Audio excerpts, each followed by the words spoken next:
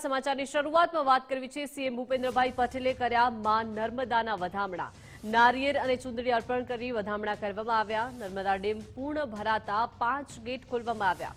Narmada dam તેની પૂર્ણ સપાટીએ પહોંચી ચૂક્યો છે। નર્મદા ડેમની મહત્તમ જળ સપાટી 138.68 મીટર છે। હાલ નર્મદા ડેમ 138.68 મીટર એટલે કે મહત્તમ સપાટીને પાર થઈ ચૂક્યો છે।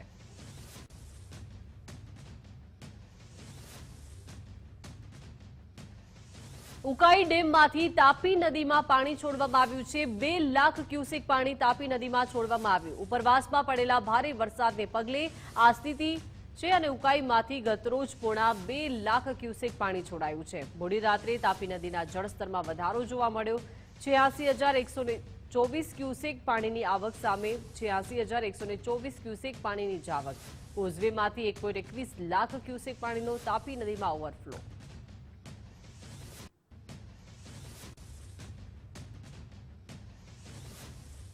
ગીર સોમનાથમાં મગફળી ખરીદી બાબતે કોંગ્રેસનો હલ્લાબોલ। તાલુકા કોંગ્રેસ સમિતિ દ્વારા ડેપ્યુટી કલેક્ટરને આવેદનપત્ર આપ્યું। પૂર્વ ધારાસભ્ય પુંજાભાઈ વંશની આગેવાની હેઠળ આવેદનપત્ર આપવામાં આવ્યું। જિલ્લામાં 10,000 રજીસ્ટ્રેશન રદ થતા દેકારો મચી ગયો। 70 મણ મગફળી ખરીદવાના નિર્ણયનો જોરદાર વિરોધ થયો। પ્રત્યેક ખેડૂતોની 300 મણ મગફળી ખરીદવા માંગણી કરવામાં આવી। વરસાદને કારણે થયેલ નુકસાનને લઈને રાહત આપવા ઉગ્ર માંગ કરવામાં આવી।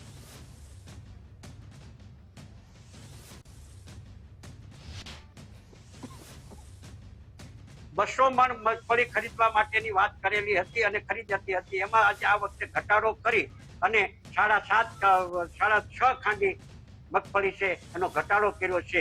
એટલે ખેડૂત જો જથ્થામાં વધારો કરવામાં ના આવે તો ખેડૂતોને દાયજા ઉપર દામ દેવા માટેની રાજ્ય સરકારની અને ભારત સરકારની ડબલ એન્જિનની સરકારની જે નીતિ છે એ ખેડૂત વિરોધી છે અને ખેડૂતોને આવનારા દિવસોમાં ન ભરપાઈ થઈ શકે એ પ્રકારનું નુકસાન થશે। દેવાના ડુંગરમાં ડૂબી જશે। ત્યારે અમે આજે રાજ્ય સરકાર પાસે અને ભારત સરકાર પાસે પ્રાંત અધિકારી મારફત બંને તાલુકાના કોંગ્રેસ પરિવાર મારફત આવેદનપત્ર આપ્યું છે। અમરેલી જિલ્લામાં ચોમાસામાં ડુંગળીનું મોટા પ્રમાણમાં વાવેતર થયું છે। સતત વરસાદ અને બાફીઓ શરમો નામના વાયરસને કારણે ખેડૂતોની સ્થિતિ પડ્યા પર પાટા સમાન થઈ છે। જે ડુંગળીનો પાક ધરતીપુત્રોએ હોંશે વાવ્યો હતો તે પાકનું ઉત્પાદન તો સારું થયું પણ વરસાદને કારણે ખેડૂતોને નુકસાનનો ભય છે। સાવરકુંડલાના ખડસલીના ખેડૂતોએ ડુંગળીના વાવેતરમાં મોંઘી દવાઓ બિયારણ સાથે વીઘે 15,000 ઉપરાંતનો ખર્ચો કર્યો છે। ત્યારે ડુંગળીનો ભાવ પ્રતિ મણ માત્ર 200 રૂપિયા બોલાઈ રહ્યો છે। 3.5 વીઘાની ડુંગળી છે મારે અને આમાં અત્યારે બાફિયો અને શરમાનો રોગ આવ્યો છે। એટલે શરમાનો રોગમાં અને બાફિયાના દવાઓ તો ઘણી કરી પણ કોઈ નિરાકરણ આવતું નથી। અને અત્યારે હાલના ભાવ આપણે માર્કેટમાં જોઈએ હેડમાં તો 20 કિલોના 80 થી 90 રૂપિયા છે। એની સામે અમારે ખર્ચો 20 કિલોનો દીઠે તમે ગણતરી કરો તો વીઘે 100 મણ જેવું થતું હોય છે। એટલે 200 રૂપિયા અમારે હોય તો અમારે બરોબર થાય। એટલે આમાં કાંઈક સરકાર ધ્યાન દે અને ભાવમાં થોડોક વધારો કરે તો ખેડૂત કાંઈક ઊભો થાય, નકર ખેડૂત બધા મરી જવાના છે। અત્યારે અમારે ડુંગળીમાં શરમો અને બાફિયા નામનો ફૂલ રોગ આવેલો છે અને એ ફૂલ જાય એમાં દવા 10 થી 15,000 ની નાખો ને તોય કાંઈ નથી એમાં કાંઈ અત્યારે નિવારણ આવતું। ખેડૂતને મર્યા જેવું થઈ ગયું છે અત્યારે અને ડુંગળીના ભાવ 80 થી 90 રૂપિયા મણને જાય છે અને ખર્ચ વધી જાય છે બહુ અમારે અહીં। ડુંગળીમાં જે બાફિયો આવે છે એને વૈજ્ઞાનિક ભાષામાં બેસલ રૂટ પ્રોબ્લેમ કહેવામાં આવે છે। આ પ્રોબ્લેમ જનરલી તાપમાન 29 ડિગ્રી અથવા એનાથી નીચે સતત રહેતું હોય એવા સમયમાં આવવાની શક્યતા વધારે રહી છે। આ ડુંગળી સામાન્ય રીતે 1 મહિના અથવા એનાથી મોટી થઈ જાય પછી આવતો રોગ હોય છે। આ દવાના નિયંત્રણ માટે વ્યવસ્થિત રીતે પહેલેથી વાયરસની દવાઓ, ફૂગની દવાઓ વ્યવસ્થિત ઉપયોગ કર્યો હોય તો આ કંટ્રોલમાં રહી છે। માંગરોળમાં પેટા આરોગ્ય કેન્દ્રનું એમએલએ કામ અટકાવ્યું। હુસેનાબાદમાં નિર્મિત પેટા આરોગ્ય કેન્દ્રનું કામ અટકાવ્યું છે। કામ નબળું અને નિયમ અનુસાર નહીં થતા કામ અટકાવવામાં આવ્યું। સરકાર દ્વારા પેટા આરોગ્ય કેન્દ્ર મંજૂરી આપવામાં આવી હતી। એમએલએ ભગવાનજી કરગઠિયાએ રૂબરૂ મુલાકાત લઈ કામ બંધ કરાવ્યું। તાલુકા પંચાયતના સભ્યો, સરપંચ અને આગેવાનોએ રજૂઆત કરી હતી।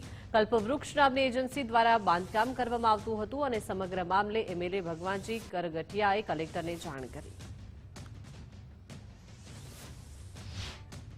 રાજ્ય સરકાર દ્વારા આ દશેરાના તહેવાર નિમિત્તે આપવામાં આવેલ ડ્રાઈવ અનુસંધાને જામનગર મહાનગરપાલિકાના કમિશનર સાહેબની સૂચનાથી શહેરના અનુપમ ટોકી, જૂના railway station, ST road, Digvijay plot 64, plot police ચોકી, ઓસવા હોસ્પિટલવાળા વિસ્તારમાંથી 2 જલેબીના અને 5 ફાફડાના સર્વેલન્સ તેમજ 1 જલેબી અને 3 ફાફડાના રેગ્યુલર નમૂના લેવાની કામગીરી ફૂડ શાખા દ્વારા આ તહેવાર અનુસંધાને કરવામાં આવી છે અને સદર નમૂના લઈને લેબોરેટરીમાં પૃથ્થકરણ અર્થેથી મોકલી આપવામાં આવ્યા છે, જેના રિપોર્ટ આવેથી આગળની કાર્યવાહી કરવામાં આવશે. રાજ્યમાં શિક્ષણના સ્તરને લઈને કોંગ્રેસના મોટા આક્ષેપ. કેન્દ્ર સરકારના અહેવાલે ગુજરાતની પોલ ખોલી નાખી છે તેવું મનીષ દોશીએ કહ્યું છે. પરખના અહેવાલમાં ગુજરાત દેશમાં ટોપ 10માં પણ નથી. શિક્ષણમાં રાજ્યનું પરફોર્મન્સ લોઅર બતાવવામાં આવ્યું છે. રાજ્ય સરકાર શિક્ષકોને અન્ય પ્રવૃત્તિઓમાં વ્યસ્ત રાખે છે. ગુજરાતની સરકાર શિક્ષણનો અધિકાર છીનવી રહી છે. પરખ રાષ્ટ્રીય સર્વેક્ષણ 2024ના રિપોર્ટમાં ચોંકાવનારી વિગતો છે. કેન્દ્ર સરકારના તાજેતરના અહેવાલ પરખમાં જે રીતે ગુજરાત સમગ્ર દેશની અંદર ભાજપા શાસનની અંદર વાહવાઈ લૂંટવામાં આવે છે, તેની સામે કે ભાજપાની કેન્દ્રની સરકારે જ આપેલા અહેવાલમાં ગુજરાત સમગ્ર દેશમાં ટોપ 10 પરફોર્મિંગમાં ક્યાંય પણ દેખાતું નથી. ઉલટાનું એનાથી પણ આપણી માટે ચિંતાનો વિષય છે કે ગુજરાત લોઅર પરફોર્મિંગ સ્ટેટ એટલે નીચેના સ્તરની અંદરના જે 10 રાજ્યો કહેવાય જેના શૈક્ષણિક સ્તર ચિંતાજનક છે, તેમાં ગુજરાતનો સમાવેશ થાય. આપણા સૌના માટે ચિંતાનો અને ગુજરાતની પ્રગતિ માટે ચિંતાનો વિષય છે. લાંબા સમયથી શાળાઓમાં શિક્ષકોની ખાલી જગ્યા, શિક્ષકો જ્યાં હોય તેમને શિક્ષણ સિવાયની કામગીરીમાં વ્યસ્ત રાખવાના અને એના કારણે શિક્ષણના સ્તર ઉપર એટલે કે બાળકોને ગણન, લેખન અને વાંચન ત્રણમાં સંપૂર્ણપણે નબળા સાબિત થઈ રહ્યા છે. હાસ્ય કલાકાર દ્વારા પૂર્વ પીએમ મનમોહન સિંહનું અપમાન કરવામાં આવ્યું હતું. તેને લઈને કોંગ્રેસ આગેવાનોએ સુરેન્દ્રનગર કલેક્ટર કચેરી ખાતે આવેદન પાઠવ્યું. હાસ્ય કલાકાર જગદીશ ત્રિવેદીનો પદ્મશ્રી એવોર્ડ પરત ખેંચવાની માંગ કરવામાં આવી. પદ્મશ્રી એવોર્ડ પરત ખેંચવા કોંગ્રેસના આગેવાનોએ માંગ કરી. આવેદન પાઠવીને ડોક્ટર જગદીશ ત્રિવેદી વિરુદ્ધ કાર્યવાહીની માંગ કરી છે. જગદીશ ત્રિવેદીએ લોસ એન્જલસના કાર્યક્રમમાં ટિપ્પણી કરી હતી. મોબાઈલને મનમોહન બોર્ડમાં મૂકી દો તેવા શબ્દનો પ્રયોગ કર્યો હતો.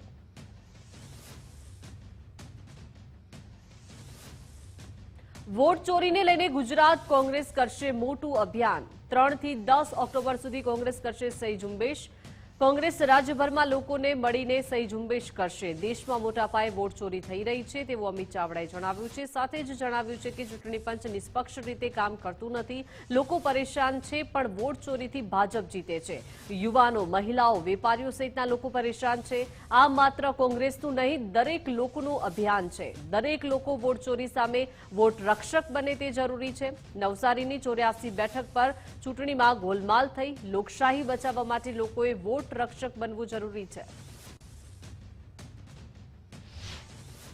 આ સહી ઝુંબેશના માધ્યમથી લોકોને જાગૃત કરવામાં આવશે અને આ સહી ઝુંબેશના માધ્યમથી લોકોને પણ અપીલ કરવામાં આવશે કે આ એક જાગૃત નાગરિક તરીકે તમારા વોટની રક્ષા થાય એ જોવાની જવાબદારી તમારી છે. તમારા વોટનો દુરુપયોગ કોઈ બીજો ના કરી જાય એ જોવાની જવાબદારી તમારી છે. આ ખાલી કોંગ્રેસ પક્ષની જવાબદારી નથી, પણ લોકશાહી બચાવવાની જવાબદારી આ દેશના એક નાગરિકની છે. અને એક જાગૃત નાગરિક તરીકે, ગુજરાતી તરીકે બધાને વિનંતી કરીએ કે તમે બધા પણ આ અભિયાનમાં વોટ રક્ષક તરીકે જવાબદારી સ્વીકારીને જોડાઓ. તમારા પોતાના ઘરમાં, તમારા ઘરની આજુબાજુ, તમારા પોતાના બૂથમાં જ્યાં પણ વોટ ચોરી તમને ધ્યાને આવે એ વાતને ખુલ્લી પાડો. વોટ ચોરીને લઈને સુરત કોંગ્રેસ પણ કરશે આંદોલન. 2 ઓક્ટોબરથી સુરત કોંગ્રેસ પણ ચલાવશે સહી ઝુંબેશ. ભારતના ઇતિહાસમાં પહેલીવાર વોટ ચોરી. કોંગ્રેસના કાર્યકરો લોકો વચ્ચે જઈને સહી કરાવશે. બંધારણ અને લોકશાહીને બચાવવા કોંગ્રેસનું આંદોલન છે. વોટ ચોરી મુદ્દે કોંગ્રેસ ચૂપ નહીં બેસી રહે તેવું નિશદ દેસાઈએ જણાવ્યું છે. કર્ણાટક, બિહારમાં મોટા પાયે વોટ ચોરી થઈ. સરકારના ભારત સરકારની ગુલામી કરી રહ્યું હોય ઇલેક્શન તંત્ર એવું દેશમાં અને દુનિયામાં લાગી રહ્યું છે. માટે સંવિધાનને બચાવવા અને ખાસ કરીને ભારતના લોકતંત્રની સુરક્ષા માટે માન્ય TN સેશન સાહેબથી પણ સુપ્રીમ ઇલેક્શન કમિશન એ રીતે નિષ્પક્ષતાથી વર્તન કરે એ માટે આ આંદોલન છે. અને એને માટે આવતીકાલ 2 ઓક્ટોબરથી સમગ્ર ગુજરાતમાં સહી ઝુંબેશ પ્રજા સમક્ષ કરવામાં આવશે. જનતા સમક્ષ કોંગ્રેસના કાર્યકર્તાઓ જશે અને ઇલેક્શન કમિશન સામે સહી ઝુંબેશ. ગુજરાતમાં વોટ ચોરી મુદ્દે કોંગ્રેસ કરશે સિગ્નેચર અભિયાન. 3 ઓક્ટોબરથી કોંગ્રેસ સિગ્નેચર અભિયાન હાથ ધરશે. 5 કરોડ નાગરિકોનું સહી ઝુંબેશ હાથ ધરાશે. તાલુકા દીઠ 100 જેટલા લોકોની કોંગ્રેસ સહી કરાવશે. મતદાર યાદીના નામ, ભાષા સહિતમાં અનેક ભૂલો છે. વોટ ચોરી મુદ્દે લડત જરૂરી છે તેવું ઇન્દ્ર વિજયસિંહ ગોહિલે જણાવ્યું છે. ભાજપમાં આંતરિક વિખવાદ ચરમસીમાએ છે. વિખવાદ પહેલા કમલમ સુધી હતો, જે હવે છડેચોક આવ્યો. દેશની અંદર કોંગ્રેસ પક્ષનું એક અભિયાન છે, એક ઝુંબેશ છે કે 5 કરોડ કરતા વધારે નાગરિકોની સહી સાથે એક સહી ઝુંબેશ સમગ્ર દેશની અંદર આદરવાની છે. દરેકે દરેક બૂથની અંદર 100 થી વધારે મતદારોની સહી કોંગ્રેસ પક્ષ એકત્રિત કરશે અને એમને જાગૃત કરશે કે બાબા સાહેબના સંવિધાને જે તમને મતદાનનો અધિકાર આપ્યો હતો, જે વોટનો તમારો અધિકાર છે, આ દેશની અંદર અમીર આદમી હોય કે ગરીબ આદમી હોય, દરેકે દરેક વ્યક્તિના મતનું મૂલ્ય એક સમાન છે. પરંતુ ભારતીય જનતા પાર્ટીના શાસનની અંદર મતનું મૂલ્ય ખતમ કરી નાખવામાં આવ્યું છે. ત્યારે આ 5 કરોડ લોકોની સહી સાથે આગામી દિવસોની અંદર દિલ્હીમાં ખૂબ મોટી માર્ચ કોંગ્રેસ પક્ષ દ્વારા કરવામાં આવશે. ત્યારે ગુજરાત રાજ્યમાં પણ દરેકે દરેક બૂથ ઉપર ઓછામાં ઓછા 100 લોકોની સિગ્નેચર જિલ્લા કોંગ્રેસ સમિતિના આગેવાનો, કાર્યકરો સાથે મળીને કરશે. વોટ ચોરી મુદ્દે હવે ગુજરાત કોંગ્રેસ ચલાવશે જાગૃતિ અભિયાન. ગુજરાતમાં આગામી સમયમાં અભિયાન શરૂ કરવામાં આવશે. વોટ ચોરી મુદ્દે વડોદરામાં MLA જિગ્નેશ મેવાણીનું નિવેદન. કહ્યું છે કે લોકોના બલિદાન બાદ મત આપવાનો અધિકાર મળ્યો. સરકારે એકબીજા સાથે મેળાપણું કરી વોટ ચોરી કરે છે. દેશના બંધારણનું કામમાં આવ્યું સૌથી મોટું અપમાન છે. દેશના બંધારણનું કરવામાં આવ્યું છે આ સૌથી મોટું અપમાન. વોટ ચોરી મુદ્દે કોંગ્રેસ ગુજરાત અને દેશને જગાડશે. દરેક બૂથ પર કાર્યકર રાખી મતદારોને જાગૃત કરવામાં આવશે.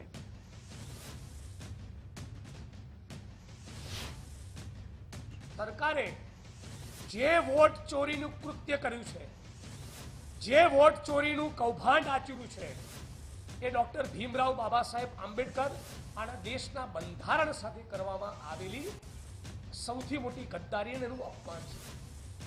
અને આ અપમાનની સામે, આ ગદ્દારીની સામે, આ વોટ ચોરીના કૌભાંડની સામે કોંગ્રેસ પાર્ટી, સન્માનની રાહુલજી, ગુજરાત પ્રદેશ કોંગ્રેસ સમિતિના અમારા પ્રદેશ પ્રમુખ શ્રી માનનીય અમિતભાઈ ચાવડા અને અમે તમામ એક સુરે સંકલ્પબદ્ધ છીએ કે કોઈ પણ સંજોગોમાં વડોદરાને જગાડીશું, ગુજરાતને જગાડીશું, આખા દેશને જગાડીશું. પણ હવે પછી ગુજરાતમાં અને દેશમાં વોટ ચોરી થવી જોઈએ નહીં. વોટ ચોરી મુદ્દે હવે ગુજરાત કોંગ્રેસ ચલાવશે જાગૃતિ અભિયાન. બનાસકાંઠા જિલ્લા કોંગ્રેસ પ્રમુખ ગુલાબસિંહ રાજપૂતનું નિવેદન. જણાવ્યું કે 3 થી 10 ઓક્ટોબર સુધી કોંગ્રેસનું જાગૃતિ અભિયાન ચાલશે. કોંગ્રેસ તમામ બૂથ પર અને મતદારોને ઘરે જઈ જાગૃત કરશે. મતદારોને માહિતગાર કરવામાં આવશે કે કેવી રીતે વોટ ચોરી થાય છે. 5 ઓક્ટોબરે ખરા ખાતે કાર્યકર્તા સંમેલન યોજાશે, જ્યાં પ્રદેશ પ્રમુખ અમિત ચાવડાની અધ્યક્ષતામાં કાર્યકર્તા સંમેલનનું આયોજન કરવામાં આવ્યું છે. વાવ સુઈગામાં અતિવૃષ્ટિ માટે સહાયની માંગ પૂરી નથી થઈ.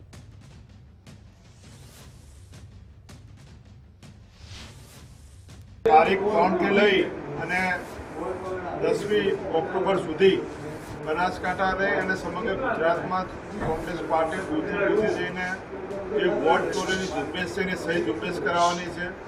અને સમગ્ર બનાસકાંઠા જિલ્લાના તમામ બૂથોમાંથી સહીઓ લઈ આખા ગુજરાતમાં અને આખા ભારતમાં સહીઓ લઈને કોંગ્રેસ પાર્ટી ઇલેક્શન કમિશનને 5 કરોડ કરતાં પણ વધુ સહીઓ સાથે મેમોરેન્ડમ વોટ ચોરી માટે આપવાની છે. જે રીતે વોટોમાં દરેક જગ્યાએ ડબલ વોટ હોય અથવા તો ખોટા વોટ થતા હોય, એક ઘરમાં ઘણા બધા વોટ હોય કે વોટ વારંવાર સ્થળાંતર થતા હોય, આ તમામ મુદ્દાઓને લઈને કોંગ્રેસ પાર્ટી સહી ઝુંબેશ કરવાની છે 3 તારીખથી. અને સમગ્ર ગુજરાતની અંદર એમાં ખાસ કરીને બનાસકાંઠાના 2600 કરતાં પણ વધુ બૂથોમાં લઈને સહી ઝુંબેશ કરશે. રાહુલ ગાંધીની ગુજરાત મુલાકાત બાદ કોંગ્રેસ એક્શન મોડમાં જોવા મળી રહ્યું છે. વોટ ચોરી મુદ્દે હવે ગુજરાત કોંગ્રેસ ચલાવશે જાગૃતિ અભિયાન. ગુજરાતમાં આગામી સમયમાં અભિયાન શરૂ કરવામાં આવશે. રાજકોટ શહેર જિલ્લામાં 7 ઓક્ટોબરથી સહી ઝુંબેશ હાથ ધરાશે. તાલુકા વાઇઝ તાલુકા પ્રમુખને જવાબદારી સોંપવામાં આવી છે. લોકો વચ્ચે જઈ નાગરિકો જાગૃત કરી તેમને સહી ઝુંબેશ ચલાવવામાં આવશે. ધોરાજીમાં 2500 જેટલા મતદારો હયાત હોવા છતાં ડિલીટ કર્યા.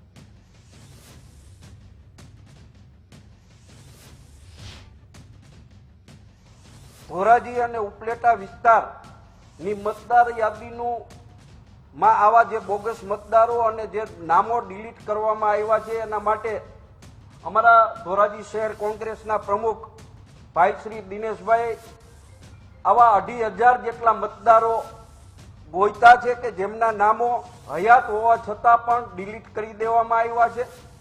આ તમામ વિગતો આવતી પ્રેસ કોન્ફરન્સમાં પ્રદેશના આગેવાનો ને આપવામાં આવશે અને એ પ્રદેશ કક્ષાએથી એને ઉજાગર કરવામાં આવશે. આખા રાજકોટ જિલ્લાની અંદર આ 7 તારીખથી 10 તારીખ દરમિયાન મતદાર યાદી લઈને અમારા કાર્યકર્તાઓ જવાના છે ને એમાં જ્યાં પણ ક્ષતિ દેખાશે ત્યાં ક્ષતિ ગોતી અને આખી એમની ડિટેલ પ્રદેશને આપવામાં આવશે અને ત્યાંથી વિધિવત રીતે ખરાઈ કરી અને ત્યાર પછી આ જાહેરાત કરવામાં આવશે.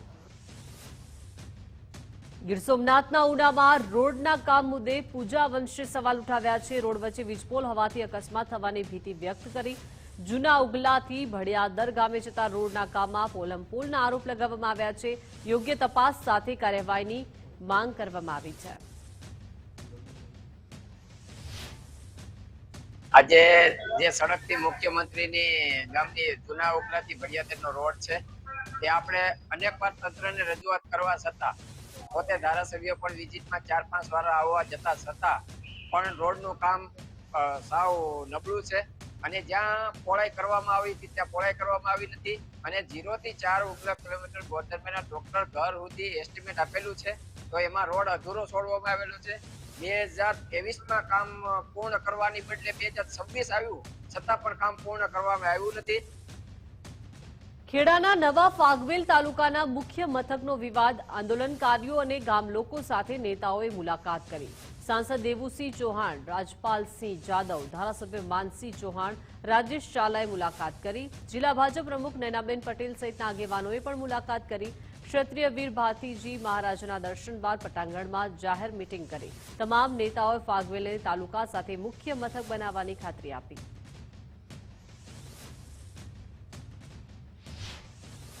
ફાગવેલનો આ તાલુકાની જાહેરાત ઘણા સમય પહેલા થઈ, પરંતુ એ ફાગવેલના તાલુકાની રચના ક્યારેક કોઈ કારણસર વિલંબમાં થઈ હતી, પરંતુ લાડીલા મુખ્યમંત્રીશ્રીએ આ તાલુકાની નવીન રચનાની જાહેરાત કરીને ખેડા જિલ્લાના આ ગામડાઓમાં જે સમાવેશ થશે ભવિષ્યમાં ફાગવેલના, એ સૌના માટે ખૂબ ઉપકારવશ કાર્ય કર્યું છે. ત્યારે અમે અહીંયા ફાગવેલની પવિત્ર ભૂમિ પર દર્શન કરીને સૌને મળવાનું થયું છે. જે વર્ષોથી મારા પંચમહાલ સંસદીય વિસ્તારના ફાગવેલના જે તાલુકાની માગણી હતી, આજે આપણા મૃદુ અને મક્કમ મુખ્યમંત્રી શ્રી દ્વારા તેને પૂર્ણ કરવામાં આવી છે.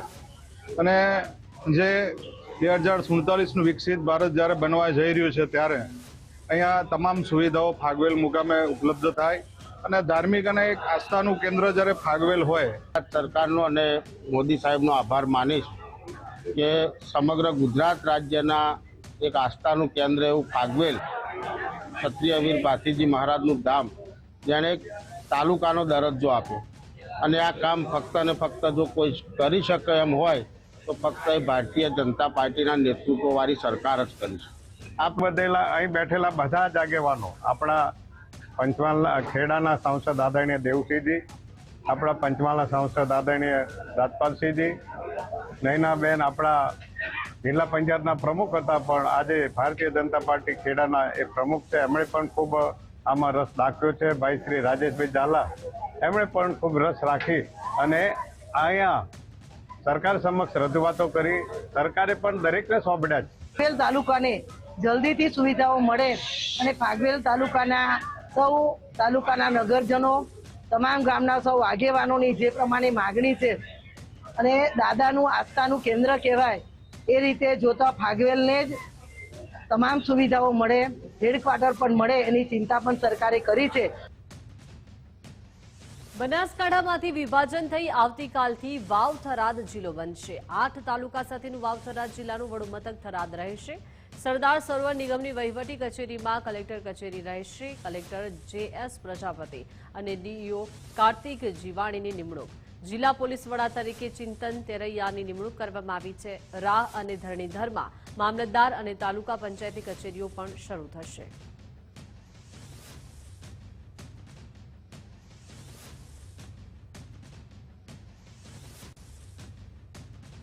અરવલ્લીમાં આઈટી વિભાગના દરોડામાં ઈડીની એન્ટ્રી થઈ છે. ઈડીની એન્ટ્રી બાદ અરવલ્લીના મોડાસા શહેરમાં ફફડાટ મચી ગયો છે. વિદેશમાં નાણાંની હેરાફેરના પગલે ઈડી પણ તપાસમાં જોડાઈ છે. મોડાસાથી કરોડોના નાણાંની વિદેશમાં ગેરકાયદે હેરાફેરી થઈ રહી છે અને મની લોન્ડરિંગ અને ફેમા એક્ટ હેઠળ કાર્યવાહીની શક્યતા પણ વર્તાઈ રહી છે. કરોડો રૂપિયાની રોકડ આઈટી વિભાગે જપ્ત કરી છે. કેન્દ્રીય એજન્સીઓની 40 કલાકથી મેરેથોન તપાસ થઈ રહી છે. ડોક્ટર બિલ્ડરની ઓફિસ અને મકાનમાં સર્ચ યથાવત છે. મોટી કાર્યવાહી બાદ કાળું નાણું ધરાવતા લોકોમાં ફફડાટ જોવા મળી રહ્યો છે. બ્લેક મનીને સગેવગે કરવા અનેક લોકો સક્રિય બન્યા છે. તપાસમાં કરોડોની ગોલમાલ આવી શકે છે.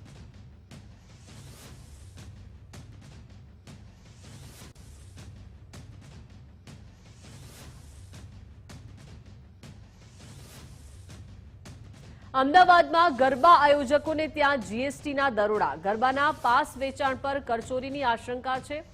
ગરબા પાસના સિરિયલ નંબરમાં ગોટાળો દેખાતા તપાસ હાથ ધરવામાં આવી છે. આયોજકો પાસે માંગેલ હિસાબમાં મોટી ભૂલ જોવા મળી. આયોજકોનો વ્યવસાય અને કોન્ટ્રાક્ટના જીએસટી નંબરની તપાસ થશે. રંગ મોરલો, સ્વર્ણિમ નગરી સહિતના આયોજકોને ત્યાં તપાસ કરવામાં આવી રહી છે.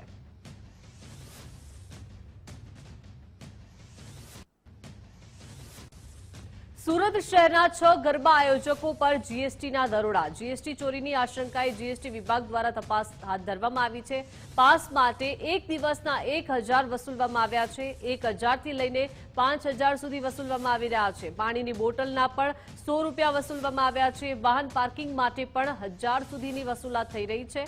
જીએસટી વિભાગ દ્વારા દરોડા પાડી પુરાવા એકત્ર કરાયા છે. ગરબા આયોજકોએ 18% મુજબ જીએસટી ભરવાનો હોય છે.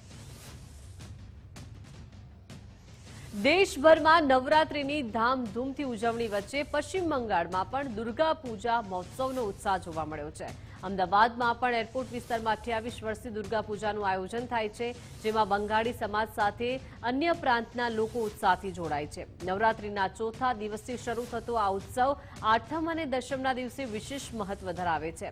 પંડાલમાં માં દુર્ગા, ગણેશ, લક્ષ્મીજી, સરસ્વતી અને કાર્તિકની મૂર્તિઓ સ્થાપિત થાય છે અને જે બંગાળની માટીમાંથી બને છે. 10મે દિવસે સિંદૂર ખેલાવવાની વિધિ પણ થાય છે, જેમાં મહિલાઓ એકબીજાને સિંદૂર લગાવે છે. ये 28 ईयर्स चल रहा है. ये साल 28th ईयर है. 20 ईयर से हम लोग ये पूजा इधर कर रहे हैं. इसमें हम लोग को ये एरिया को बंगालीज नहीं है, बाकी कम्युनिटी को भी साथ में लेके पूजा करते हैं. ये पूजा हम लोग को 4th डे से, अब नवरात्रि का 4th डे से शुरू होता है. 4th, 5th, 6th, 7th, 8th, 9th Dussehra. तो 7, 7म, 8म, 9म तीनों दिन हम लोग को भंडारा होता है. जो भंडारा से 1100 आदमी, 900 से 1100 आदमी खाना खाते हैं. जैसे आज नवमी है, आज 1100 आदमी का हम लोग अरेंजमेंट किया है, चल रहा है. ये चतुर्थ दिन से चालू होता है और सप्तमी, अष्टमी, नवमी 3 दिन स्पेशल होता है. मतलब सप्तमी का दिन हम लोग नदी में जाके कलाबों को नहलाते हैं. उसके बाद हमारा चालू होता है. उस दिन भगवान को नहलाना ही होता है. ये दुर्गा पूजा नदी से पानी लाके हम लोग इधर करते हैं. अष्टमी का दिन होता है चौंदी पूजा. चौंदी पूजा हम लोग का मेन होता है. अष्टमी का दिन वो जो होता है उसमें 108 दिए जलते हैं. हाँ, और वो होता है नवमी का दिन हम हवन होता है, उसमें हम लोग का हवन करते हैं। बस दशमी का दिन हम लोग सिंदूर खेलते हैं। उस दिन अर्ली मॉर्निंग में हम लोग को भगवान को जो छोड़ते हैं, उस टाइम हम लोग पूरा जो जाने का रास्ता होता है उसमें हम लोग क्या गेंदे का फूल से सजाते हैं। તો આ સાથે બુલેટિનમાં રોકાઈશું વિરામ માટે।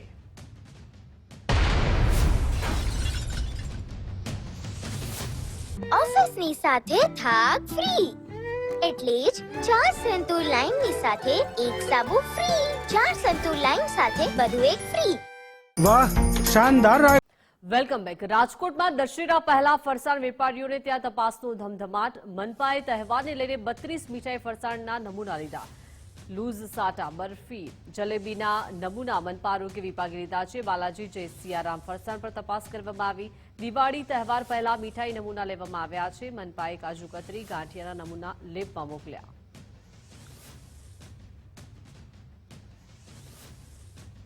દશેરાના તહેવારને લઈને અમદાવાદમાં એમસી ફૂડ વિભાગનું ચેકિંગ। શહેરના પૂર્વ ઝોન, ઉત્તર ઝોન અને દક્ષિણ ઝોનમાં ચેકિંગ કરવામાં આવ્યું। ફાફડામાં વપરાતા સોડાને લઈને પણ ચેકિંગ કરવામાં આવ્યું। દુકાનનું લાયસન્સ, ફાફડામાં વપરાતા તેલનું ચેકિંગ કર્યું। જરૂર જણાય ત્યાં નિયમોના ઉલ્લંઘનને લઈને નોટિસ આપવામાં આવશે। તહેવારોને લઈને એએમસીની ફૂડ શાખા કાર્યવાહી કરી રહી છે।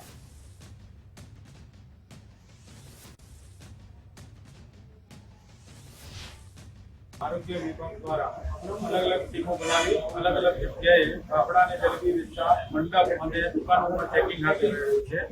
હાલમાં નેરોનગર વિસ્તારમાં જે ફાફડા જલેબી બનાવી અને વેચતી દુકાનોમાં તપાસ હાથ ધરાઈ છે, જેમાંથી નમૂના પણ લેવામાં આવી રહ્યા છે। તેલનું ટીબીસી જે રીડિંગ છે એ પણ ચેક કરવામાં આવી રહી છે, અને જરૂર જણાય ત્યાંથી નમૂનાઓ લઈને પબ્લિક હેલ્થ લેબોરેટરીમાં તપાસ અર્થે મોકલી આપવામાં આવશે। રાજકોટમાં દશેરા અને દિવાળીના તહેવારોની આસપાસ મહાનગરપાલિકાના આરોગ્ય વિભાગે ગુણવત્તા તપાસ માટે મીઠાઈ અને ફરસાણના 32 નમૂના લઈ લીધા છે। આમાં લૂઝ સાટા, બરફી, કાજુ કતરી, ગાંઠિયા, જલેબી જેવી વાનગીઓના નમૂના સામેલ છે। તપાસમાં સીતારામ વિજય પટેલ આઈસ્ક્રીમ, બાલાજી ફરસાણ, જય સિયારામ ફરસાણ, રાધેકૃષ્ણ ફરસાણ જેવા જાણીતા ઉત્પાદકોના વેચાણ કેન્દ્રો પરથી નમૂના એકત્ર કરાયા। આ પગલું ગ્રાહકોના આરોગ્યને અનિયમિત અને નબળી ગુણવત્તાના પ્રોડક્ટ્સથી બચાવવાના હેતુથી લેવાયું છે। જોકે નાગરિકોમાં ચિંતા વ્યક્ત થઈ રહી છે કે આ નમૂનાની લેબ તપાસના પરિણામો આવવામાં સમય લાગશે। વડોદરામાં દશેરાના પર્વને લઈને ફૂડ વિભાગનું ચેકિંગનું નાટક। રહી રહીને આરોગ્ય વિભાગને ચેકિંગ કરવાનું યાદ આવ્યું। આવતીકાલે દશેરા અને ત્યારે આજે ફૂડ વિભાગે ચેકિંગ હાથ ધર્યું છે। ઘોડા છૂટ્યા બાદ ફૂડ વિભાગની ટીમ નીકળી છે તાળા મારવા। શહેરના 4 ઝોનમાં ફૂડ ઇન્સ્પેક્ટરોની ટીમ દ્વારા ચેકિંગ કરવામાં આવ્યું છે। ફાફડા, જલેબી, ચટણી સહિતના નમૂના ચકાસણી માટે મોકલવામાં આવ્યા। દશેરાનો તહેવાર પૂરો થયા બાદ રિપોર્ટ આવશે। રિપોર્ટ આવે તે પહેલા જ અખાદ્ય ફાફડા જલેબી લોકો આરોગશે। તો આ તરફ દશેરાના તહેવારને લઈને જામનગરમાં પણ ફૂડ શાખાનું ચેકિંગ। અનુપમ ટોકીઝ, જૂના રેલવે સ્ટેશન વિસ્તારમાં ચેકિંગ હાથ ધરવામાં આવ્યું। દિગ્વિજય પ્લોટ સહિતના વિસ્તારોમાં ચેકિંગ હાથ ધરાયું। ફાફડા જલેબી સહિતની ખાદ્ય વાનગીઓના નમૂના લેવાયા। તહેવારોને લઈને જામનગર મનપાની ફૂડ શાખા દ્વારા કાર્યવાહી કરવામાં આવી।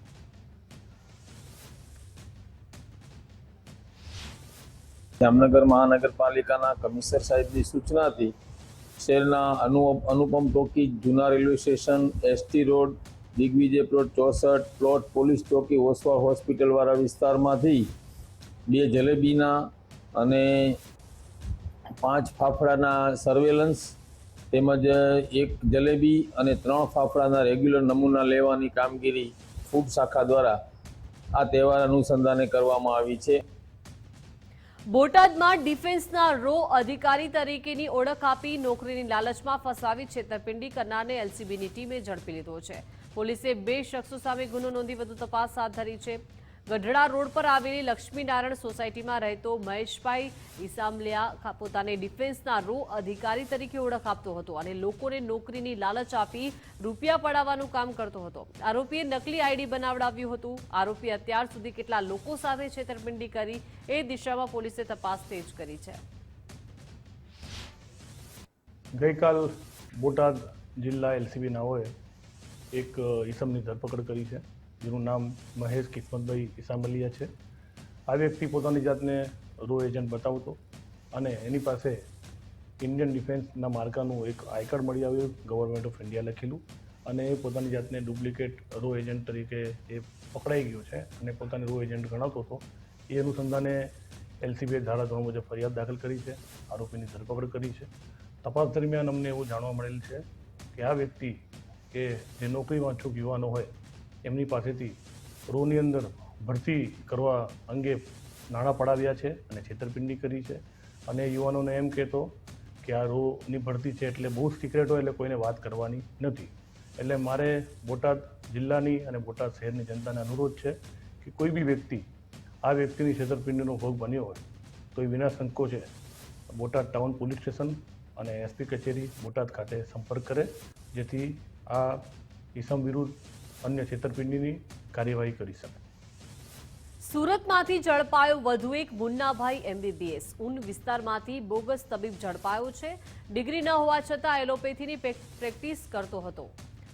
બોગસ તબીબ તૌફિક અહેમદની ધરપકડ કરવામાં આવી છે. લોકોના આરોગ્ય અને જીવ સાથે ચેડા કરતો દવા સિરપ મળી 5.28 લાખનો મુદ્દામાલ જપ્ત કરવામાં આવ્યો છે. ન્યૂ લાઈફ હોસ્પિટલના નામે હોસ્પિટલ ચલાવતો હતો. હોસ્પિટલમાંથી ઓપરેશનનો સામાન પણ મળ્યો છે. આરોગ્ય વિભાગની ટીમ સાથે રાખીને એસઓજીની કાર્યવાહી કરી છે. જિલ્લા આરોગ્ય વિભાગની રહેમ નજર હેઠળ હોવાની ચર્ચા છે. બોગસ તબીબને ઝડપી એસઓજીએ વધુ તપાસ હાથ ધરી. અમદાવાદના કાલુપુર પોલીસ સ્ટેશનમાં નોંધાયો અજીબો ગરીબ કિસ્સો. ગુમ બાળકોના માતા પિતાનો દીકરો બની છેતરપિંડી કરનાર ઝડપાયો છે. મફતમાં આશરો મેળવવા આ મોડસ ઓપરેન્ડી અપનાવતો હતો આરોપી. રાજસ્થાનના ઇન્દ્રરાજ મેઘવાલ નામના યુવકની ધરપકડ કરવામાં આવી છે. બાળપણમાં અપહરણ કરી કોઈ લઈ ગયો હોવાની કહાની જણાવતો હતો. ગુમ થયેલા બાળકના માતા પિતા પોતાનો દીકરો સમજીને અપનાવી લેતા. પોતાની ઓળખ છતી થાય અથવા પોલ ખુલે તે પહેલા જ ફરાર થઈ જતો હતો. ઘરમાંથી રૂપિયા, દાગીના, કિંમતી વસ્તુ લઈને ફરાર થઈ જતો હતો. સુરતથી એક દંપતી ગુમ થયેલો દીકરો હોવાનું સમજીને લેવા માટે આવ્યા હતા. પોલીસ ઇન્દ્રરાજની કસ્ટડી પરિવારને સોંપે તે પહેલા જ ભાંડો ફૂટી ગયો. સોશિયલ મીડિયા પર રીલ જોઈને ગાઝિયાબાદ પોલીસે સંપર્ક કર્યો હતો. ગાઝિયાબાદ, રાજસ્થાન અને દહેરાદૂનમાં આ જ પ્રકારે છેતરપિંડીનો ખુલાસો થયો છે. ઘરમાં રહેવા, નોકરી ન કરવા અને પરિવાર મેળવવા આરોપી આ કામ કરતો. સોશિયલ મીડિયાના રીલના માધ્યમથી એક પરિવાર જે સુરતનો છે, તેમના જે બહેનનું નામ છે પુષ્પાબેન રાજુભાઈ સૂર્યવંશી, તે પોલીસ સ્ટેશન ખાતે આવે છે અને આ જે ઈસમ છે એ ઉપરોક્ત પુષ્પાબેનને પોતાની માતા છે એ રીતની ઓળખી જાય છે અને આ રીતે એમ કે ભાઈ મને મારો પરિવાર મળી ગયો છે. પરંતુ એ પુષ્પાબેનની પૂછપરછને અને આ જે ઈસમ છે એના પૂછપરછ દરમિયાન અમુક એવી કડીઓ હતી કે જે બંધ બેસતી ન લાગતી હતી અને પોલીસને થોડી એમાં ગૂંચવણ હતી.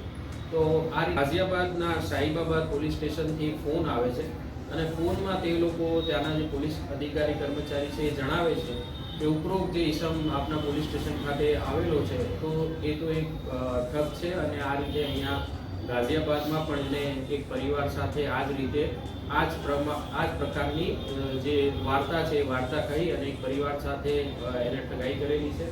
તો આ રીતની હકીકતના આધારે ગુજરાત હાઈકોર્ટને ફરી મળી ધમકી. હાઈકોર્ટના રજિસ્ટરને ઈમેલથી ધમકી મળી છે. હાઈકોર્ટને બોમ્બથી ઉડાવી દેવાની ધમકી મળી છે. બીડીડીએસ સહિતની ટીમ દ્વારા તપાસ શરૂ કરવામાં આવી છે.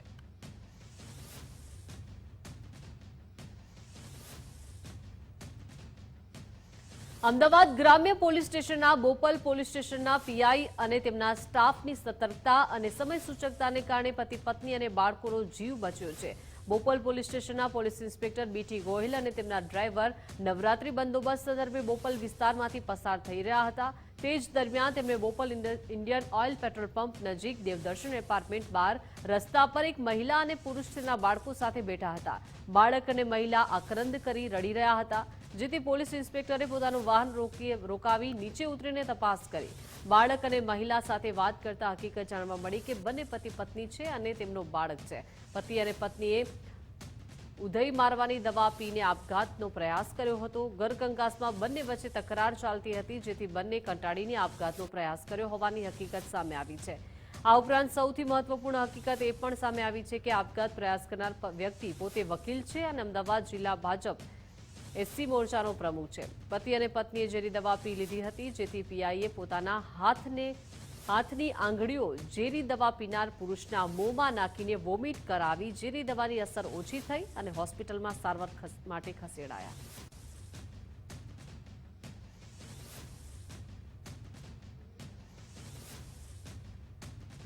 ગાંધીનગરના મહિલા કોન્સ્ટેબલની હત્યાનો કેસ. હત્યા કરનાર આરોપી મોહન પારગીની અમરેલીથી ધરપકડ કરવામાં આવી છે. આરોપી મોહન અને મૃતક કોન્સ્ટેબલ રિંકલ વચ્ચે પ્રેમ સંબંધ હતા. કોલેજ કાગળથી મોહન અને રિંકલ એકબીજાના સંપર્કમાં હતા. છેલ્લા 15 વર્ષથી રિંકલ વણજારા સાથે મોહનના પ્રેમ સંબંધમાં હતા અને લગ્ન પછી પણ મોહન રિંકલ સાથે પ્રેમ સંબંધ રાખ્યા હતા. રિંકલ મોહનને લગ્ન માટે વારંવાર દબાણ કરતી હતી. લગ્ન બાબતે ઝઘડો થતા મોહને પ્રેમિકા રિંકલની હત્યા કરી. ક્વાર્ટર્સમાં રિંકલની હત્યા કરી મોહન ભાગી ગયો હતો. અમરેલી અને અમદાવાદના શાહીબાગ પોલીસ સ્ટેશનમાં રિંકલ ફરજ બજાવતી હતી. ક્વિઝ પોલીસ સ્ટેશનમાં રિંકલબેન વંજારા પોલીસ કર્મચારીની મર્ડર કરવામાં આવેલ છે.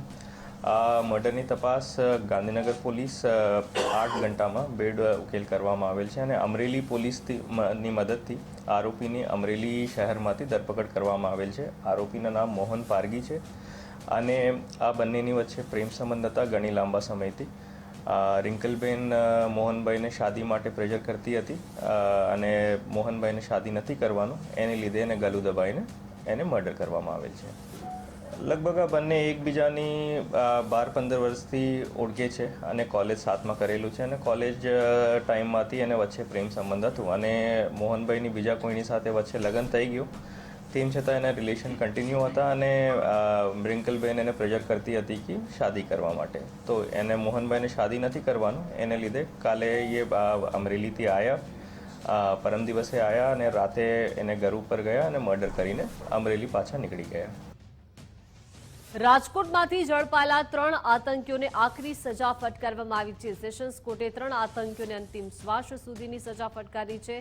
સોની બજારમાંથી ઝડપાયા હતા અલકાયદાના આ 3 આતંકવાદીઓ અબ્દુલ શકુર અલી, અમન સિરાજ મલિક અને સાફન શહીદને સજા ફટકારવામાં આવી છે. જુલાઈ 2023માં એટીએસે બાતમીના આધારે 3 આતંકીઓને ઝડપ્યા હતા. અલકાયદાનો પ્રચાર મોબાઈલના ઉપયોગથી ભારત વિરુદ્ધ દ્વેષ ફેલાવતા હતા.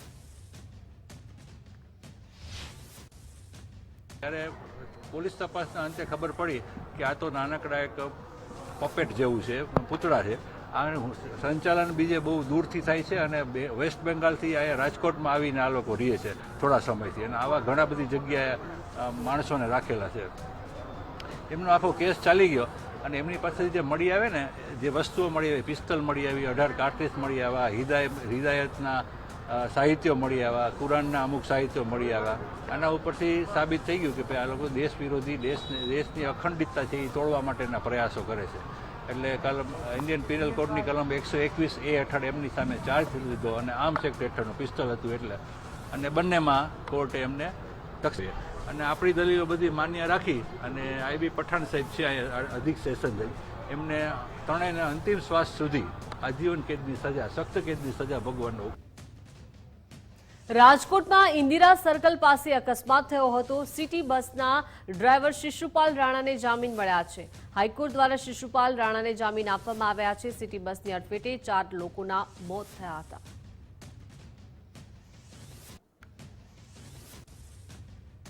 કલોલના છત્રાલ ગામેથી વિધર્મી સગીરાને ભગાડી ગયો. પોલીસે રફીક અલી નામના આરોપીની ધરપકડ કરી છે. આરોપી સગીરાને ભગાડી મુંબઈ લઈ ગયો હતો અને મુંબઈથી આરોપી સગીરાને યુપી લઈ ગયો હતો. ગાંધીનગર પોલીસે આરોપીને યુપીના સુલતાનપુરાથી ઝડપી પાડ્યો છે અને મુંબઈ યુપી પોલીસની મદદથી આરોપીને ઝડપી પાડવામાં સફળતા મળી છે. તપાસમાં ગયેલી ટીમે સગીરાને શોધી કાઢી આરોપી યુવકની ધરપકડ કરી ગુજરાત લાવવા કાર્યવાહી હાથ ધરાઈ છે. એક અઠવાડિયા પહેલાં છત્રાલ ચોકી લિમિટ્સમાં અને કલોલ તાલુકા પોલીસ સ્ટેશનમાં એક 16 વર્ષની દીકરીને રફીક અલી કરીને આરોપી બગાડીને લઈ ગયા પછી પોલીસ મોબાઈલ ઇન્ટેલિજન્સ અને હ્યુમન ઇન્ટેલિજન્સ સૌપ્રથમ બોમ્બે ગયા. બોમ્બે એના લોકેશન આવતા હતા. પછી બોમ્બેથી આ નીકળીને યુપી પહોંચી ગયા. તો પોલીસ પણ પાછળ ઉત્તર પ્રદેશ ગયા અને સુલતાનપુરમાંથી આરોપી અને દીકરીને પાછળ લઈ આવ્યા. આમાં સુલતાનપુર અને બોમ્બે પોલીસ પણ ખૂબ મહેનત કર્યા અને પોલીસને ખૂબ સપોર્ટ કર્યા અને સુલતાનપુર પોલીસની મદદથી કલોલ તાલુકા ડી સ્ટાફ જઈને આરોપી રફીકભાઈ અને ભોગ બનનાર દીકરીને પાછા લઈ આવ્યા. આરોપી 22 વર્ષનું છે અને દીકરી 16 વર્ષનું છે. એની બંને છેતાલમાં રહેતા હતા તો અને પ્રેમ સંબંધ બંને વચ્ચે થયો અને આરોપી છોકરીને લલચાવીને ભાગી ગયા. રાજકોટની નામાંકિત સ્કૂલમાંથી વિદ્યાર્થીઓ ગુમ થયા છે. જી હા, ધોળકિયા સ્કૂલમાંથી 3 વિદ્યાર્થીઓ ગુમ થઈ ગયા છે. ધોરણ 8માં અભ્યાસ કરતા 3 વિદ્યાર્થીઓ ગુમ થયા છે. 3 વિદ્યાર્થીઓ શાળાએથી ઘરે નીકળ્યા પરંતુ ઘરે ન પહોંચ્યા. 3 વિદ્યાર્થીઓ ગુમ થતા વાલીઓ શાળા પર પહોંચ્યા. શાળાની બહાર જતા વિદ્યાર્થીઓ સીસીટીવી કેમેરામાં દેખાઈ રહ્યા છે. સીસીટીવી કેમેરામાં વિદ્યાર્થીઓ કેદ થયા છે. વાલી અને શાળા સંચાલકોએ પોલીસને જાણ કરી. પોલીસે બાળકો શોધવાની તજવીજ હાથ ધરી છે. શાળા સંચાલકો સામે ફરિયાદ કરવા માટે વાલીઓ પહોંચ્યા. મહત્વનું છે કે રાજકોટની આ નામાંકિત સ્કૂલ છે ધોળકિયા સ્કૂલ કે જ્યાં 3 વિદ્યાર્થીઓ ગુમ થઈ ગયા છે. ધોરણ 8ના આ વિદ્યાર્થીઓ છે. સીસીટીવી કેમેરામાં પણ કેદ થયા છે. શાળાથી આ 3 વિદ્યાર્થીઓ એકસાથે નીકળી રહ્યા છે. ગેટ પરથી નીકળતા આ વિદ્યાર્થીઓ સીસીટીવી કેમેરામાં કેદ થયા છે પરંતુ તેઓ ઘરે નથી પહોંચ્યા અને હજુ સુધી વિદ્યાર્થીઓની કોઈ જ ભાળ પ્રાપ્ત નથી થઈ. ધોળકિયા સ્કૂલની આ સમગ્ર ઘટના છે કે ધોળકિયા સ્કૂલમાંથી ધોરણ 8માં અભ્યાસ કરતા 3 વિદ્યાર્થીઓ ગુમ થયા છે. 3 વિદ્યાર્થીઓ શાળાએથી નીકળ્યા પરંતુ તેઓ ઘરે હજુ સુધી નથી પહોંચ્યા. 3 વિદ્યાર્થીઓ ગુમ થતા વાલીઓ શાળા પર પહોંચ્યા. વાલીઓ શાળામાં પૂછપરછ માટે આવ્યા પરંતુ જ્યારે શાળામાં લાગેલા સીસીટીવી કેમેરામાં જ્યારે તપાસ કરવામાં આવી ત્યારે જોવા મળી રહ્યા છે આ 3 વિદ્યાર્થીઓ એક સાથે શાળાની બહાર જઈ રહ્યા છે. વધુ માહિતી સાથે સંવાદદાતા રહીમ જોડાઈ ગયા છે. રહીમ, રાજકોટની નામાંકિત સ્કૂલ ધોળકિયા સ્કૂલમાંથી 3 વિદ્યાર્થીઓ ગુમ થયા છે. શું શાળા સંચાલક તરફથી નિવેદન આપવામાં આવ્યું છે? વાલીઓ શું કહી રહ્યા છે? આખી ઘટના શું છે? દીપિકા, ચોક્કસપણે રાજકોટની નામાંકિત સ્કૂલ છે ધોળકિયા સ્કૂલ છે કે જેના ધોરણ 8માં અભ્યાસ કરતા 3 વિદ્યાર્થીઓ છે. કોઈ કારણોસર શાળા શિક્ષક દ્વારા તેમને પનિશમેન્ટ આપવામાં આવી હતી અને ક્લાસરૂમની બહાર ઉભા રાખવામાં આવ્યા હતા. જોકે 6 વાગ્યાની આસપાસ શાળાની અંદરથી તેઓ બહાર જતા છે તે જોવા મળી રહ્યા છે. તેમના હાથમાં નથી બેગ કે કશું જ નથી. શાળા છૂટ્યા બાદ પણ 1.5 કલાક સુધી પરિવારના ઘર સુધી ન પહોંચતા પરિવાર આખો સ્કૂલે પહોંચ્યો છે. તપાસ કરતા વિદ્યાર્થીઓ શાળામાં પણ નથી, સ્કૂલે પણ નથી અને તેને લઈને આખો મામલો છે તે પોલીસ મથક સુધી પહોંચ્યો છે.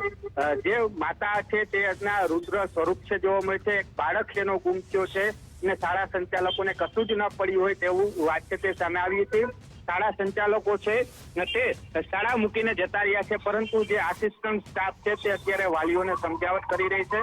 સૌથી મોટો સવાલ છે કે 3 જેટલા બાળકો ગુમ થયા છે અને શાળા સંચાલકો પણ જ્યાંથી જતા રહ્યા છે તે સૌથી મોટો સવાલ છે. જો કે હાલ તો આખો મામલો રાજકોટ તાલુકા પોલીસ મથકે પહોંચ્યો છે. પરિવાર છે હવે અત્યારે શાળાએથી તાલુકા પોલીસ મથકે જવા રવાના છે ને ત્યાં શાળા સંચાલક સામે ફરિયાદ નોંધવા માટેની કાર્યવાહી શરૂ કરવામાં આવી છે. તો બીજી બાજુ પોલીસ દ્વારા પણ સીસીટીવી ફૂટેજના આધારે રસ્તા ઉપરના અલગ સીસીટીવી ફૂટેજો છે તેની પણ ચકાસણી છે તે શરૂ કરી છે. હાલ તો રાજકોટ તાલુકા પોલીસ છે તે એક્શન મોડમાં હાલ જોવા મળી રહી છે. જી રહીમ, સવાલ એ થઈ રહ્યો છે કેમ કે આ બાળકોના હાથમાં બેગ પણ નથી એટલે શાળાનો છૂટવાનો સમય નહીં જ હોઈ શકે.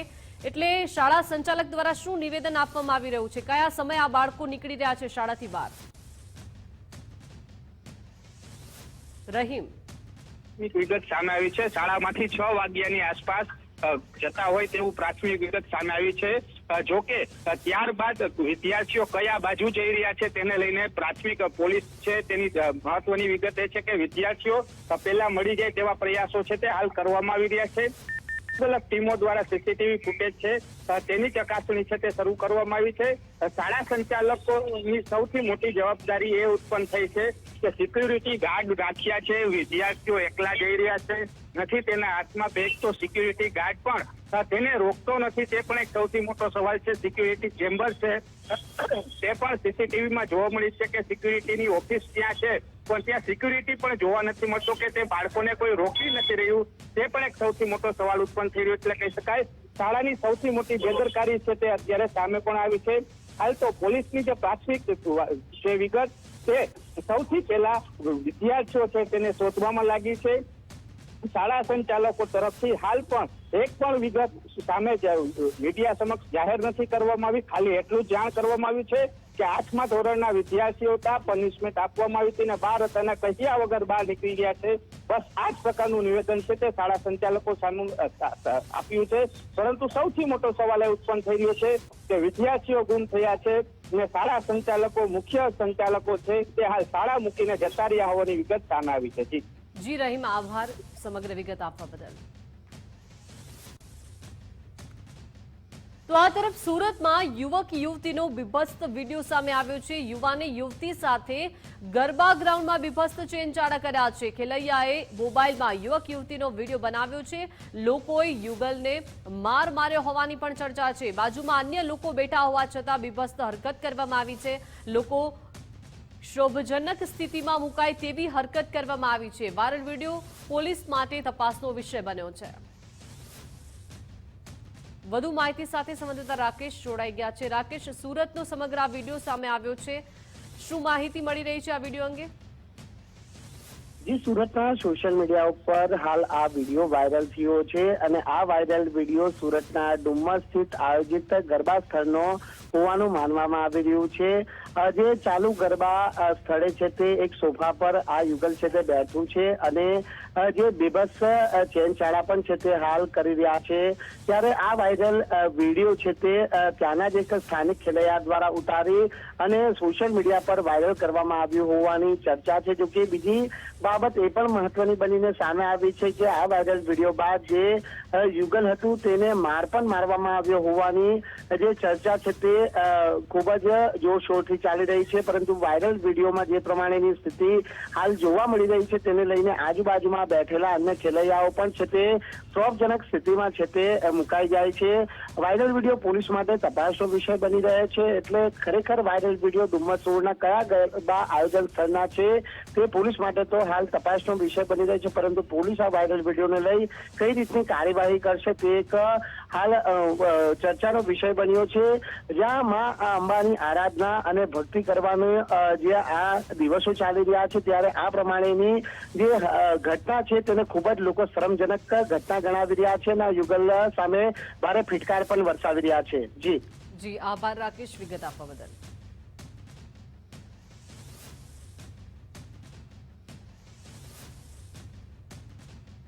ગુજરાતમાં એક તરફ નવરાત્રી અને બીજી તરફ ખેલ મહાકુંભનો પ્રારંભ.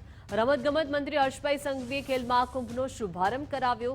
નારણપુરાના વીર સાવરકુર સ્પોર્ટ્સ કોમ્પ્લેક્સ ખાતે આ સમારોહ યોજાયો. સમારોહ બાદ ગૃહ અને રમતગમત મંત્રી હર્ષ સંઘવીએ નિવેદન આપ્યું છે. જણાવ્યું છે કે ખેલ મહાકુંભમાં ગુજરાતના 72 લાખથી વધુ ખેલાડીઓ ભાગ લેશે. લાખો યુવાનોને ખેલ મહાકુંભે સ્પોર્ટ્સ તરફ વાળ્યા છે. ખેલાડીઓ ગામ, જિલ્લા અને રાજ્યનું નામ રોશન કરી રહ્યા છે. બાળકો રમતગમત ક્ષેત્રે આગળ આવે તે હેતુથી સિદ્ધ થાય છે. વાલીઓને અને બાળકોને પણ હર્ષ સંઘવીએ વિનંતી કરી છે. હેતુ મેડલનો નહીં પણ બાળકો રમતગમતના મેદાનમાં આવે તે હોવો જોઈએ. તો ગુજરાતમાં નવરાત્રીના સમયમાં જ આ ખેલ મહાકુંભનો પ્રારંભ થયો છે અને રમતગમત મંત્રી હર્ષભાઈ સંઘવીએ ખેલ મહાકુંભનો આજે શુભારંભ કરાવ્યો છે. મહત્વનું છે કે આ જે ખેલ મહાકુંભ છે તેને લઈને હર્ષભાઈ સંઘવીએ નિવેદન પણ આપ્યું છે. જણાવ્યું છે કે ખેલ મહાકુંભમાં આ વખતે ગુજરાતના 72 લાખથી વધુ ખેલાડીઓ ભાગ લેવા જઈ રહ્યા છે અને લાખો યુવાનોને ખેલ મહાકુંભે સ્પોર્ટ્સ તરફ વાળ્યા છે. ખેલ મહાકુંભમાં હવે લાખો યુવાનો સ્પોર્ટ્સ તરફ વળી રહ્યા છે અને ખેલાડીઓ ગામ, જિલ્લા અને રાજ્યનું નામ પણ રોશન કરી રહ્યા છે. બાળકો રમતગમત ક્ષેત્રે આગળ આવે તે હેતુથી આ સમગ્ર આયોજન કરવામાં આવી રહ્યું છે અને વાલીઓને અને બાળકોને પણ હર્ષ સંઘવીએ વિનંતી કરી છે. એશિયાની 29 દેશોના 1200 ખેલાડીઓ એશિયન એક્વેટિક્સ ચેમ્પિયનશિપમાં ભાગ લઈ રહ્યા છે અને એ જ સ્ટેડિયમમાં બીજી બાજુ ગુજરાતના હજારો ગામડાઓનું 72 લાખથી વધારે ખેલાડીઓ જે ખેલ મહાકુંભ 3.0માં જે ભાગ લીધો છે એનું લોકાર્પણ પ્રસંગ ચાલી રહ્યો છે. આ વર્ષે ગુજરાતના ખૂબ મોટી સંખ્યાના યુવાનો એમ કહેવાય છે કે આજ તકના બધા જ રેકોર્ડો, તેમાં ખેલાડીઓને પ્રોત્સાહન આપવા માટે ગ્રાઉન્ડ પર જરૂરથી જાઓ, ખેલાડીઓનો ઉત્સાહ વધારો. મેડલ એ આપણો અલ્ટિમેટ ગોલ ના હોવો જોઈએ. આપણા પરિવારના બાળકો રમતગમત ક્ષેત્રે પ્રેરિત થવા જોઈએ, એ સ્પોર્ટ્સની અંદર જોડાવા જોઈએ, એનું કલ્ચર સ્પોર્ટ્સનું બનાવવું જોઈએ. એ આપણો અલ્ટિમેટ ગોલ હોવો જોઈએ. એ ગોલ જોડે જોડે જ્યારે ખેલાડી મહેનત કરશે તો જરૂરથી મેડલ પ્રાપ્ત ભવિષ્યની અંદર જરૂરથી કરી શકશે. તેથી મારી આજે રાજ્યના સૌ પરિવારજનોને વિનંતી છે